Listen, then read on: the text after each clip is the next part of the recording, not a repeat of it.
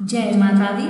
नमस्कार दोस्तों, स्वागत है आप सभी का हमारे YouTube चैनल लक्ष्मी शर्मा की कहानियां पर। प्रेम से बोलिए गौरी गणेश की जय। प्यारे भक्तगणों, आज है माघ महीने की बुधवार और आज आप सभी श्रवण करेंगे बुधवार बुध देव की कथा। बुधवार का दिन सभी देवी देवताओं में सबसे पहले पूजे जाने वाले भगवान गणेश जी को समर्पित होता है। बुधवार के दिन उपवास रखने का विशेष महत्व होता है, क्योंकि बुधवार की देवता भगवान गणेश बुद्धि के देवता हैं। ऐसे में जो भी भक्त श्रद्धा भक्ति से बुधवार का व्रत करते हैं और कथा का श्रवण करते हैं तो उनका जीवन में सुख समृद्धि आती है और समय मंगलमय रहता है और साथ ही साथ उस व्यक्ति के जीवन में कभी भी धन और धान्य की कमी नहीं होती है। तो आइए प्यारे भक्तगणों, कथा को श्रद्धा भक्ति से प्रसन्नचित मन से पूरा अवश्य सुनिएगा, क्योंकि अगर आप व्रत करते हैं तो बिना कथा के व्रत अधूरा माना जाता है। तो आइए प्रेम से बोलिए गणेश महाराज की जय। अब श्रवण करेंगे कथा। एक समय की बात है, एक व्यक्ति का विवाह हुए कई वर्ष बीत गए थे। विवाह के बाद उसकी पत्नी एक बार अपने मायके गई। पत्नी के मायके में रहने के कई दिनों के बाद उसका पति अपनी पत्नी को विदा करवाने के लिए ससुराल पहुंचा। ससुराल में कुछ दिन रहने के बाद वह पत्नी को मायके से विदा करने की बात अपने सास ससुर से कही। बुधवार का दिन होने के कारण उसके सास ससुर ने कहा कि इस दिन बेटी ससुराल से नहीं जा सकती, इस कारण आज विदाई नहीं हो सकती है। लेकिन वह व्यक्ति नहीं माना और अपनी पत्नी को मायके से विदा कराकर अपने घर की तरफ चल दिया। रास्ते में जाते वक्त पत्नी को बहुत तेज प्यास लगी। तब पति पानी की तलाश में इधर उधर भटकने लगा। काफी देर के बाद जब वह पानी लेकर वापस लौटा तो उसने देखा कि पत्नी के पास उसी की वेशभूषा में कोई अन्य व्यक्ति पत्नी के संग बैठकर बातें करता हुआ दिखाई दिया। दोनों व्यक्ति वापस में लड़ने लगे। पहले व्यक्ति ने गुस्से में दूसरे व्यक्ति से पूछने लगा कि वह कौन है और उसकी पत्नी के साथ बैठकर बातें क्यों कर रहा है। फिर दोनों आपस में लड़ने लगे। दूसरे व्यक्ति ने कहा कि यह मेरी पत्नी है। दोनों के बीच भयानक लड़ाई होने लगी। तब वहाँ पर कुछ सिपाही आ गए और स्त्री से उसके असली पति के बारे में पूछने लगे। दोनों व्यक्ति को देखकर स्त्री हैरान हो गई कि कौन मेरा पति है। वह दुविधा में पड़ गई, क्योंकि दोनों एक जैसे ही लग रहे थे। तब पहला व्यक्ति परेशान होकर मन में कहा कि भगवान, ये आपकी कैसी लीला है। तभी आकाशवाणी हुई कि बुधवार के दिन पत्नी को विदा करवाकर नहीं ले जाना चाहिए था। यह सब सुनकर पहला व्यक्ति समझ गया कि यह भगवान बुद्ध की लीला है। फिर वह व्यक्ति बुद्धदेव से प्रार्थना करने लगा और क्षमा मांगने लगा। फिर फौरन ही बुद्धदेव अंतर्ध्यान हो गए और उस व्यक्ति को अपनी पत्नी मिल गई। तभी से हर दिन बुधवार के दिन भगवान गणेश की पूजा होने लगी। प्रेम से बोलिए गणेश महाराज की जय। एक बार बाल गणेश अपने मित्र मुनि पुत्रों के साथ खेल रहे थे। खेलते खेलते उन्हें भूख लगने लगी। पास ही गौतम ऋषि का आश्रम था। ऋषि गौतम ध्यान में थे और उनकी पत्नी अहिल्या रसोई में भोजन बना रही थी। गणेश आश्रम में गए और अहिल्या का ध्यान बढ़ते ही रसोई से सारा भोजन चुरा कर ले गए और अपने मित्रों के साथ खाने लगे। तब अहिल्या ने गौतम ऋषि का ध्यान भंग किया और बताया कि रसोई से भोजन गायब हो गया है। ऋषि गौतम ने जंगल में जाकर देखा तो गणेश अपने मित्रों के साथ भोजन कर रहे थे। गौतम उन्हें पकड़कर माता पार्वती के पास ले गए। माता पार्वती ने चोरी की बात सुनी तो गणेश को एक कुटिया में ले जाकर बांध दिया। उन्हें बांधकर पार्वती कुटिया से बाहर आई तो उन्हें आभास होने लगा जैसे गणेश उनकी गोद में है। लेकिन जब देखा तो गणेश कुटिया में बंधे दिखे। माता काम में लगे। उन्हें थोड़ी देर बाद फिर आभास होने लगा जैसे गणेश शिवगणों के साथ खेल रहे हैं। उन्होंने कुटिया में जाकर देखा तो गणेश वहीं बंधे दिखे। अब माता को हर जगह गणेश दिखने लगे, कभी खेलते हुए, कभी भोजन करते हुए और कभी रोते हुए। माता ने परेशान होकर फिर कुटिया में देखा तो गणेश आम बच्चों की तरह रो रहे थे।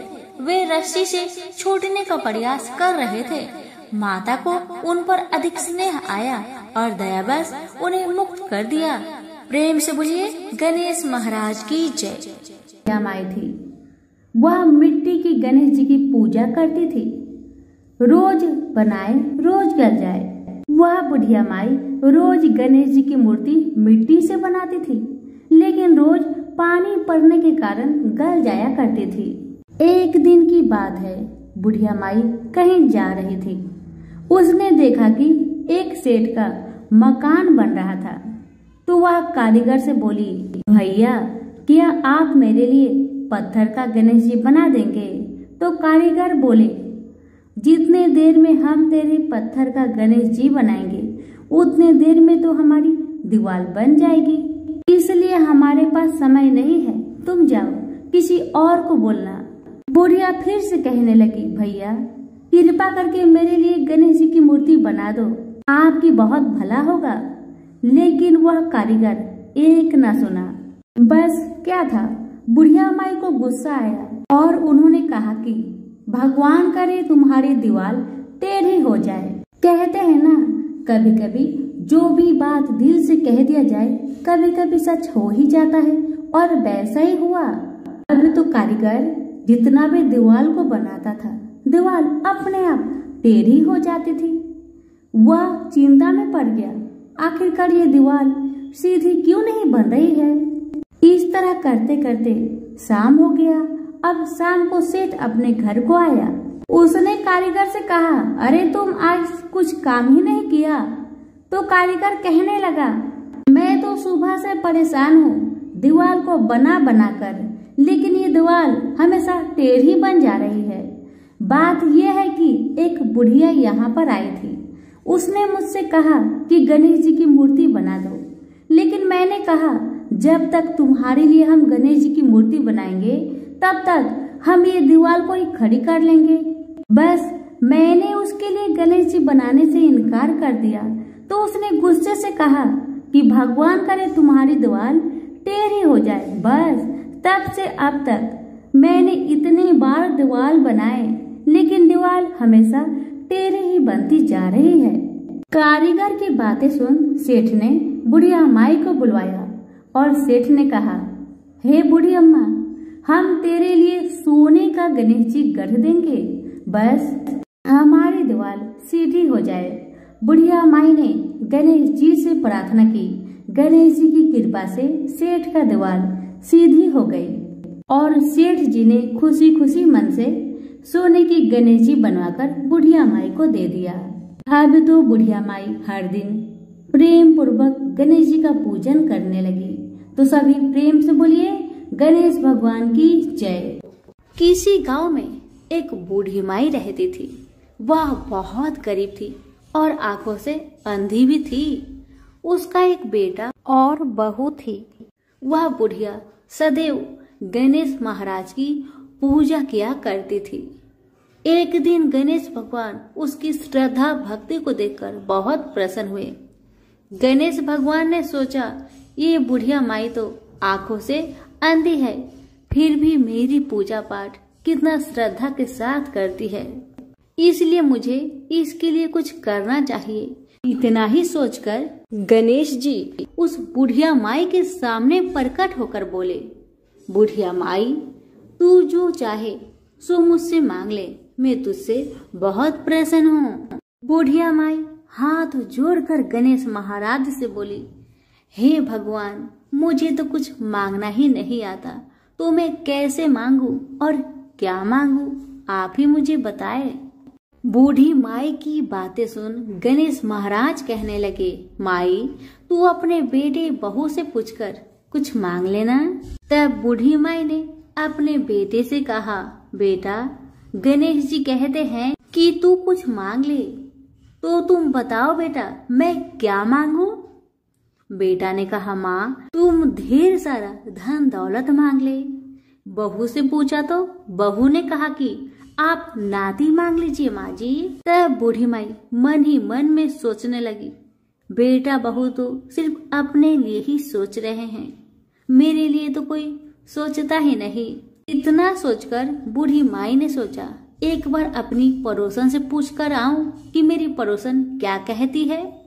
बुढ़िया ने पड़ोसन से पूछा तो उसने कहा, बुढ़िया माई तो थोड़े दिन ही जिएगी, क्या तू धन मांगे और क्यों नाती मांगे, तू तो अपनी आंखों की रोशनी मांग ले, जिससे तेरी जिंदगी आराम से कट जाएगी। बेटा बहू और पड़ोसन का राय लेकर बुढ़िया माई गणेश महाराज के पास आई और बोली, हे गणेश महाराज, यदि आप मुझ पर प्रसन्न है तो मुझे 9 करोड़ की माया दे, निरोगी काया दे, अमर सुहाग दे, आंखों की रोशनी दे, नाती दे, पोता दे और सब परिवार को सुख दे और अंत में मोक्ष दे। बुढ़िया माई की बातें सुन गणेश जी कहने लगे, बुढ़िया माई तुमने तो हमें ठग लिया, फिर भी जो तूने मांगा वजन के अनुसार सब कुछ तुझे मिलेगा। यह कहकर गणेश महाराज अंदर ध्यान हो गए। उधर बूढ़ी माई ने जो कुछ मांगा वह सब कुछ मिल गया।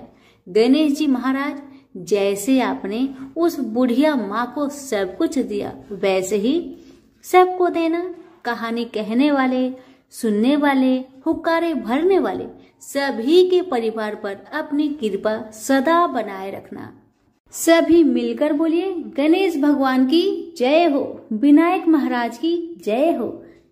एक समय की बात है, एक भाई बहन रहते थे। बहन का नियम था कि वह अपने भाई का चेहरा देखे ही खाना खाती थी। हर रोज सुबह उठती थी और जल्दी जल्दी घर का सारा काम काज करके अपने भाई का मुख देखने के लिए उसके घर से निकल जाती। एक दिन रास्ते में एक पीपल पेड़ के नीचे गणेश जी की मूर्ति रखी हुई थी।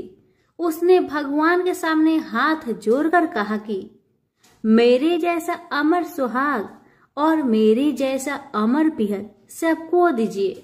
यह कहकर वह आगे बढ़ जाया करती थी। हर दिन का उसका यही नियम था। जंगल के झाड़ियों के कांटे उसके पैरों में चुभा करते थे। एक दिन बहन भाई के घर पहुंची और भाई का मुख देखकर बैठ गई तो भाभी ने पूछा, पैरों में क्या हो गया है ननद जी? यह सुनकर उसने भाभी को जवाब दिया कि रास्ते में जंगल की झाड़ियों से गिरे हुए कांटे मेरे पाँव में चुभ जाते हैं। जब वह वापस अपने घर आ गई तब भाभी ने अपने पति से कहा कि रास्ते को साफ करवा दो। हमारी ननद यानी कि आपकी बहन झाड़ियों के रास्ते से आती है तो उसके पाँव में बहुत सारे कांटे चुभ जाते हैं।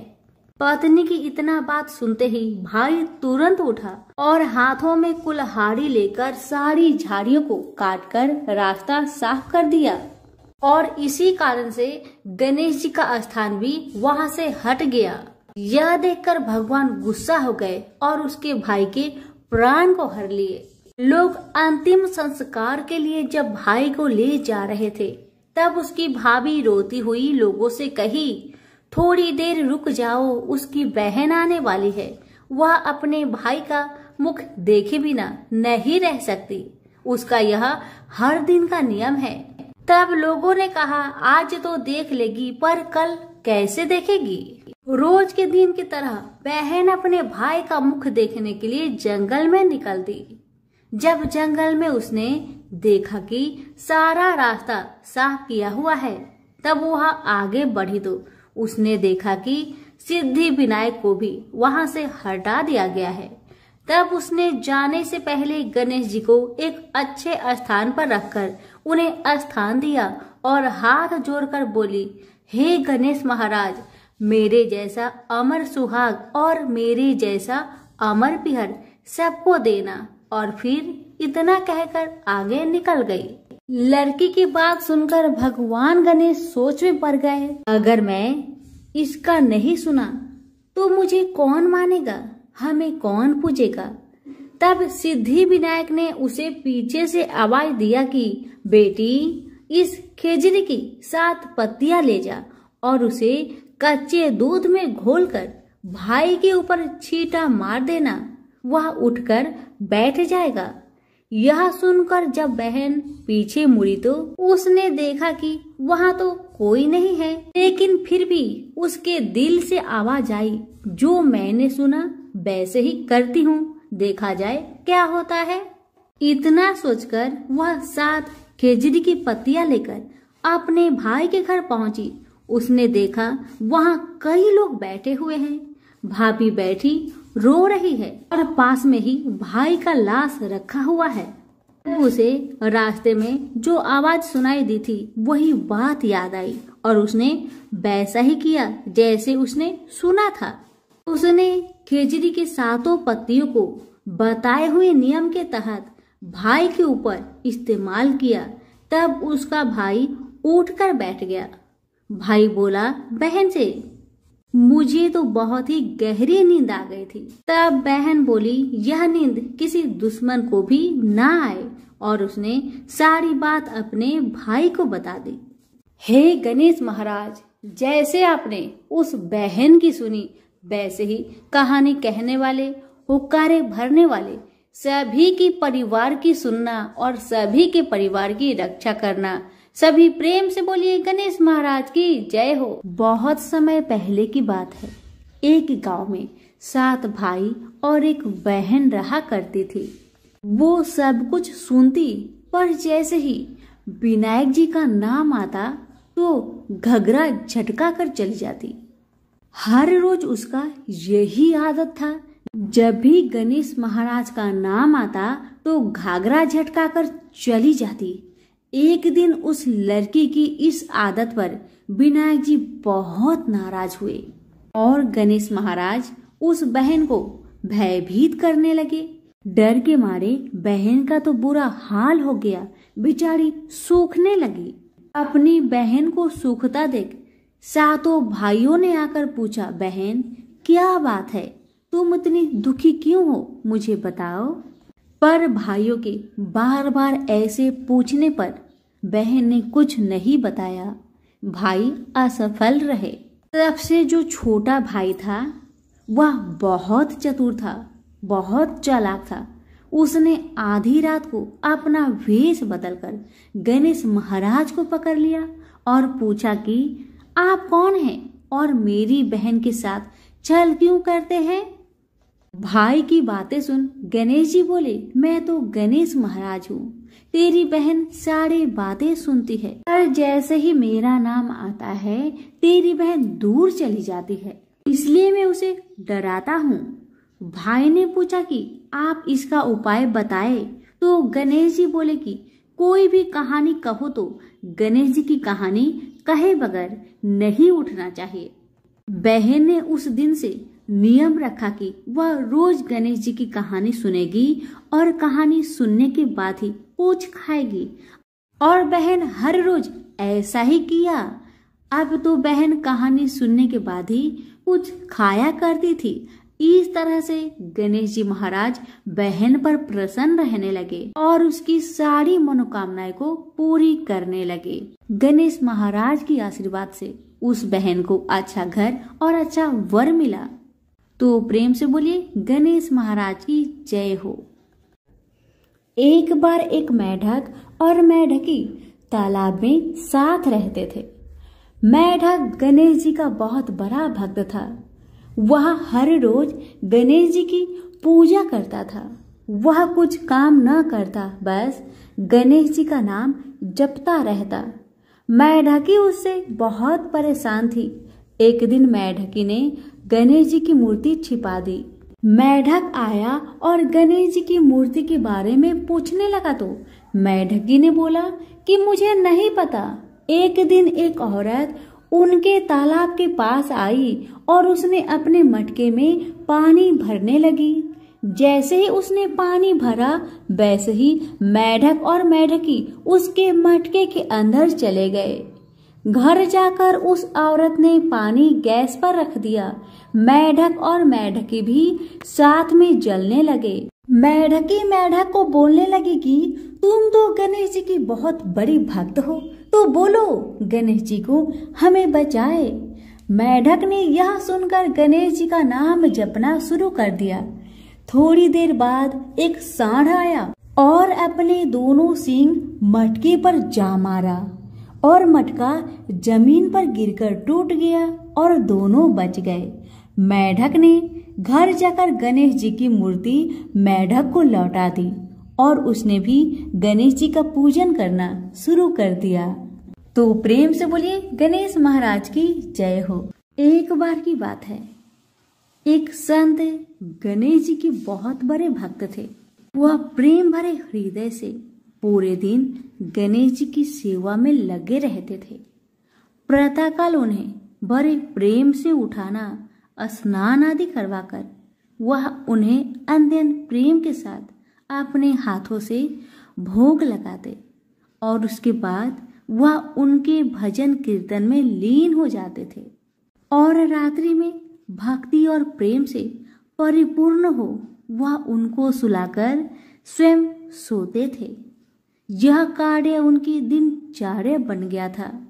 ऐसा प्रतिदिन करते करते उनका समय कब व्यतीत हो जाता था उन्हें स्वयं भी इस बात की ज्ञात नहीं थी। वह जहाँ भी जाते वह गणेश जी को अपने संग ले जाते।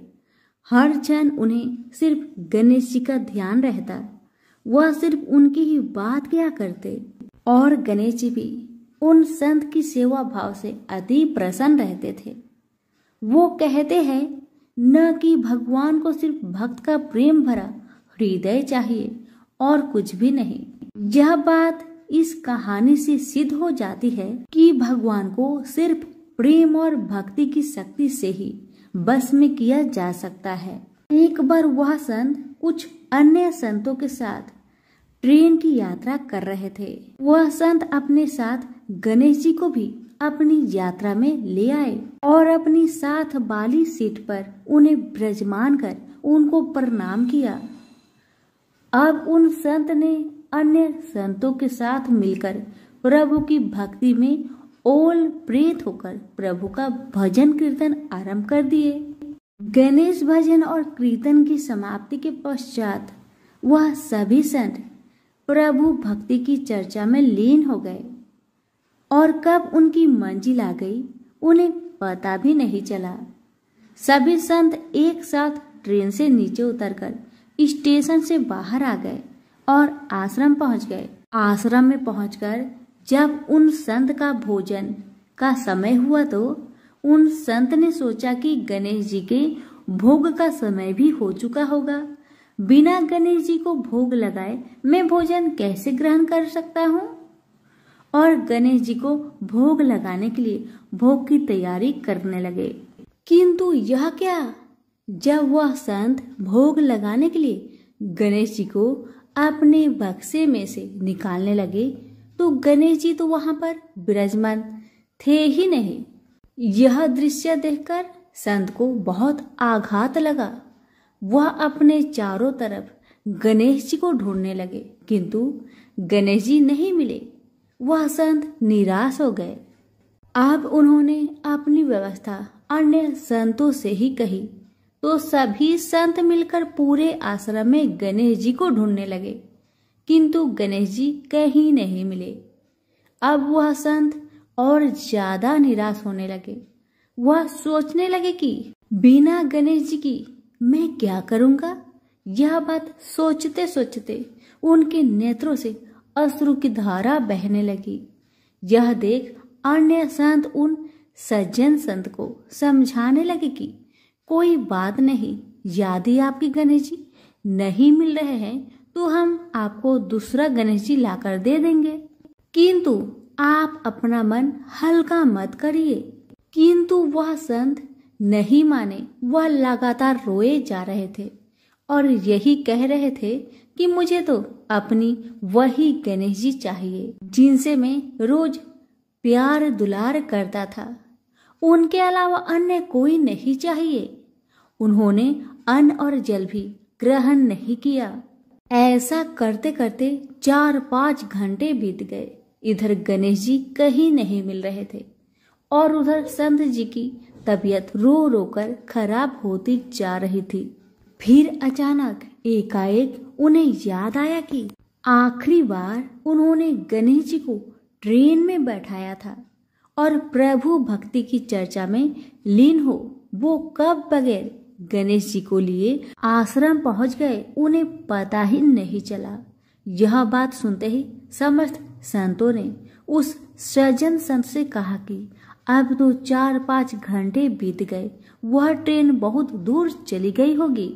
यह बात सुनकर सज्जन संत ने अन्य सभी संतों से कहा कि मुझसे गलती हो गई कि मैं बगैर अपने गणेश जी को लिए ट्रेन से उतरकर आश्रम पहुंच आया, किंतु मेरे गणेश जी मुझे छोड़कर कहीं नहीं जाएंगे। मुझे पूर्ण विश्वास है कि गणेश जी मेरी वहीं पर प्रतीक्षा कर रहे होंगे। एक भक्त का अपने प्रभु के प्रति ऐसा आत्मविश्वास देखकर वहां उपस्थित सभी संत उन सज्जन संत को साथ लेकर स्टेशन की ओर चल दिए। स्टेशन पहुंचकर संतों ने स्टेशन मास्टर को अपनी सारी कहानी सुनाई। यह बात सुनकर स्टेशन मास्टर ने संतों से कहा कि एक ट्रेन पिछले 4-5 घंटे से स्टेशन पर ही खड़ी है। हम सभी बहुत परेशान हैं कि बिना किसी तकनीकी समस्या के वह ट्रेन आगे क्यों नहीं बढ़ रही है। स्टेशन मास्टर की इन बातों को सुनकर संतों को समझने में तनिक भी देर ना लगी कि यह सब तो उस लीलाधर की है। ये तो गणेश महाराज की ही लीला है। और वह मुस्कुराते हुए अपने ठाकुर को लेने चल दिए। ट्रेन की बोगी में पहुंचकर जब उन संत ने ठाकुर जी को देखा तो ऐसा लगा मानो जैसे वह एक बच्चे की भांति बैठकर अपने पिता का इंतजार कर रहा हो कि कब उसके पिता आएंगे और उसे ले जाएंगे। तब उन संतों ने गणेश जी को प्रणाम कर और क्षमा याचना करते हुए गणेश जी को ट्रेन से नीचे उतार ले गए। अंत में यह दृश्य देखकर सभी हैरान रह गए। जब वह संत अपने गणेश जी को लेकर जैसे ही ट्रेन से नीचे उतरे वैसे ही वह ट्रेन भी चल दी, जो बिना किसी तकनीकी समस्या के स्टेशन पर पिछले 4-5 घंटे से खड़ी थी। वहां खड़े सभी स्वजन पुरुषों ने भक्ति की शक्ति का यह दृश्य देखकर सभी ने गणेश जी के चरणों में सत सत प्रणाम किया और आश्रम की ओर चल दिए। सभी प्रेम से बोले गणेश महाराज की जय हो। पौराणिक कथाओं के अनुसार एक गांव में एक विधवा अपनी बहू के साथ रहती थी। उसकी बहू मंद बुद्धि वाली थी, जो अपनी भूख बर्दाश्त नहीं कर पाती थी और हमेशा खाने के लिए उतारू रहती थी। वह सबसे पहले उठकर खाना खाती थी, फिर घर के बाकी काम किया करती थी। एक दिन विधवा ने अपने घर में पूजा करवाने का सोचा, लेकिन वह थोड़ी परेशान थी क्योंकि उसकी बहू अगली सुबह उठते ही खाने के लिए दौड़ेगी और पूजा के लिए बनाए गए पकवान को जूठा कर देगी। अपनी बहू को पूजा के लिए बनाए गए पकवान से दूर रखने के लिए विधवा ने एक तरीका निकाला। पूजा वाले दिन उसने एक मटका लिया और उसके नीचे एक छेद कर दिया और अपनी बहू से बोली कि आज तो पूजा है, इसलिए खाना खाने से पहले पानी भर के ले आओ। बहू भी चालाक निकली। उसने देख लिया था कि विधवा ने मटके के नीचे छेद कर दिया है, इसलिए वह अपनी साड़ी में आटा बांधकर पनघट पर चली गई। वहां उसने आटा निकाला और कुएं के पानी के मदद से बाटियां बनाने लग गई। कुएं के पास ही एक शमशान था। जहाँ चीता जलाई जा रही थी। बहू ने उसकी आंच में अपनी बाटियां सेक ली। उसकी बाटियां सूखी थी तो वह पास में ही गणेश भगवान का एक मंदिर था। बहू वहां पर चली गई जहां गणेश जी को किसी ने चोला चढ़ाया हुआ था। उसने देखा कि गणेश जी की तोंद पर घी लगा हुआ है।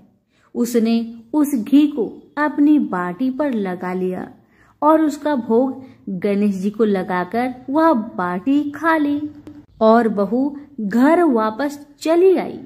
बहू की इस हरकत पर गणेश जी को बहुत गुस्सा आया और उन्होंने गुस्से में अपने नाक पर उंगली चढ़ा लिया। जब गांव वाले ने देखा कि गणेश जी ने अपने नाक के ऊपर उंगली चढ़ा लिया है तो उन्हें मनाने के लिए बहुत जद्दोजहद किया गया, लेकिन गणेश जी ने अपनी उंगली वापस नहीं उतारी।